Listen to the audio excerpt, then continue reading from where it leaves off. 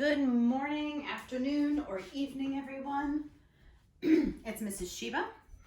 We are here today. We are going to work on laying out our Amish barn quilt. And in your box, everybody got a square that looks like this. And in the assignment on Google Classroom, you've gotten a few different sheets, designs laid out, also showing you what they look like when they are painted. So I want you to look at those and determine which one you want to do.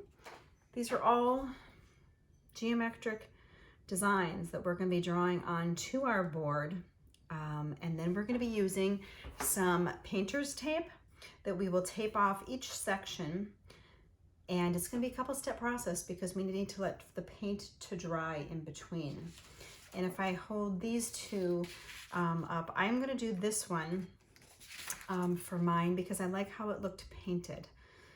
This is listed as design number 1 in your Google Classroom, so you can see how you can lay it out. And while it looks just like a square here, as the large pattern, it kind of ends up looking like a pinwheel when you alternate your paint colors. So really look at how what design you want best. You can see this one too, where it looks kind of like a four-pointed star. And on Google Classroom too, when we get to that step, you'll see that it's laid out telling you what colors to put in each box. Now your colors will be different with the paint that you have in your selection, so you'll just need to change your colors when we get there, but we'll talk about that later. Today our first step is going to be measuring and marking our lines on our board, and then doing our first taping so we can get ready to paint. So what I'm going to have you do is find your board, and I want you to feel your board. And on one side, it's smoother than the other. One side you can even see there's a little bit of grain, some tooth to this side of the board. So we want to make sure that we are drawing on our smoother side of the board. And for mine, if we look at this, our board, if you want to measure with me, let's just confirm, is 11 inches wide. So we are 11 by 11. Now who can tell me what half of 11 by 11 is? Half of 11 by 11, yes. 5.5 is our halfway point. So this one is actually really easy to lay out if we think about it. If we can look at each section, really we're creating 4 big squares.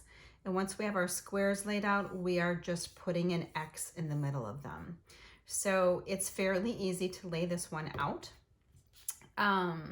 So what I'm going to do, and you can follow along with me if you're doing this pattern, and you can pause your video at any time. So I'm going to make sure that I have my edge of my ruler right on the edge. Make sure that the edge of the ruler isn't always the start, so make sure you look at your own ruler. Mine has to be off the edge a little bit to have it start right at the 1. And I'm going to mark my 5.5 mark on the top. Very lightly when you do this, because if you're doing lighter colors, you're not going to want to see those the lead bleed through. So I'm doing my halfway marks on each of the 4 sides.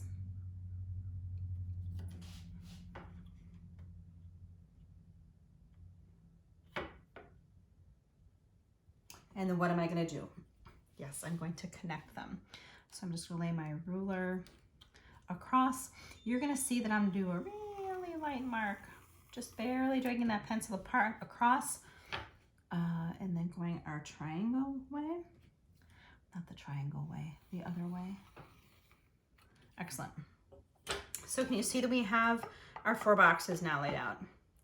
So we really don't need to do any other measuring because we're just going to go from corner to corner and corner to corner on all 4 boxes. So if you want to go ahead and do that, and you guys have a longer ruler than I do. And so I'm actually going to use this straight piece of wood that I had in my basement to be able to go all the way across, and it will go faster. If you want to do it one at a time, you can do that as well.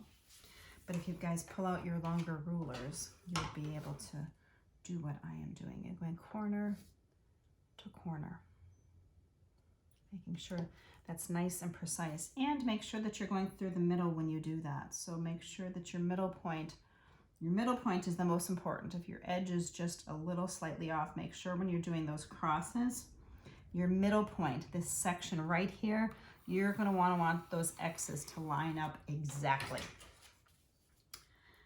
So I have my crisscrossed on here and here. Now what do I need to do? I need to turn this so I can go the opposite way. And when we come in here, I'm going to want to do, I can't use my long one, so I'm coming back to a single ruler and going from edge to edge to make sure we get our X's in each box. Going there, and then I'm going lining up that line to my other corner. Yep, we're coming together. Bottom one to the top.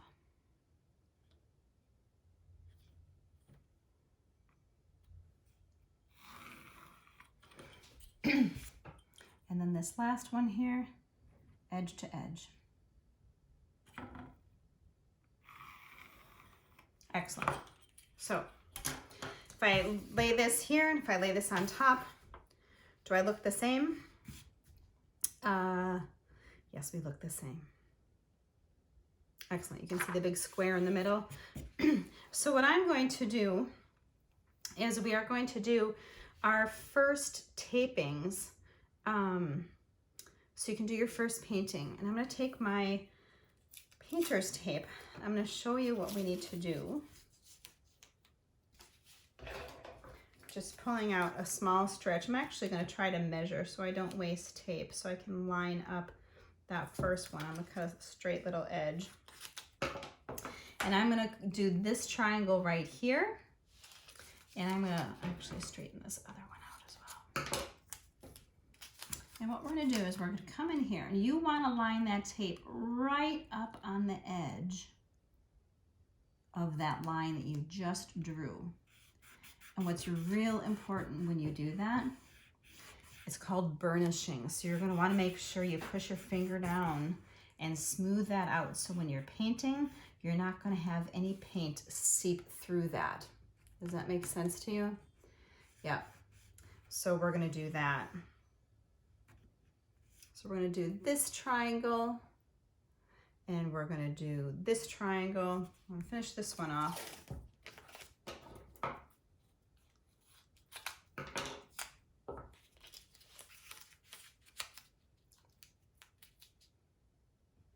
Coming along here, same thing, nice and straight.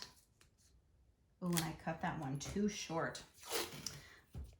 Mrs. Sheba got too excited. So coming in here, again, nice and tight along that line that you drew. This is going to be about the precision. And then we just want to make sure that's really nice and firm. A press, burnishing that down on the edge. Okay. Hold on 1 second.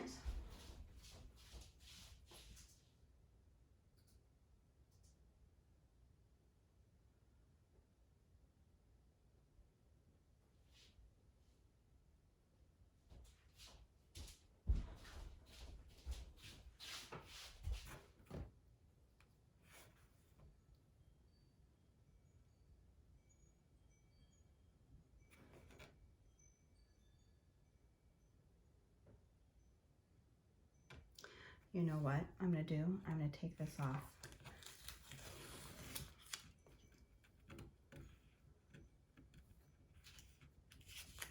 Mrs. Sheba's going to do this in a different order. Okay, so I'm going to put a little note here for me. So actually, this is how I'm going to do it.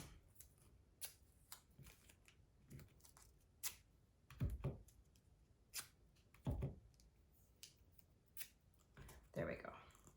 That's what I should have done in the beginning. So this is a reminder to myself and yourself what's going to be important with when we mark these with our tape is what we're painting first so that the colors go down in the right order. So the blocks that I'm marking off, where I put the tape, these are the triangles I'm going to paint first because those are going to be the same colors as we go around. So take my tape again. Let's do a redo. See, Mrs. Shiva, we have fun making mistakes, don't we? Even when we're making a video and sharing it with you guys. Okay, doing this again. Here we are. That makes a lot more sense. Got myself confused there for a moment. Burnish, burnish, burnish. Take our new one. Go right along that edge. Yeah, that looks good. Burnish, burnish, burnish. Awesome, so we have triangle number 1 done. We're gonna come over here, do that same thing. Got your piece of tape, coming along the edge, lining that up all the way around. Now, if you're doing a different pattern than I am, you're gonna follow the same guidelines. You're gonna have to look at your finished pattern when it's painted to know which ones you have to tape off first to make sure that you are following your pattern, because it'll be a lot easier doing it that way. Okay, so we did that. So we can see that our triangles that were coming together that we're going to paint, right? And then our next one, we're going to come in here, line up our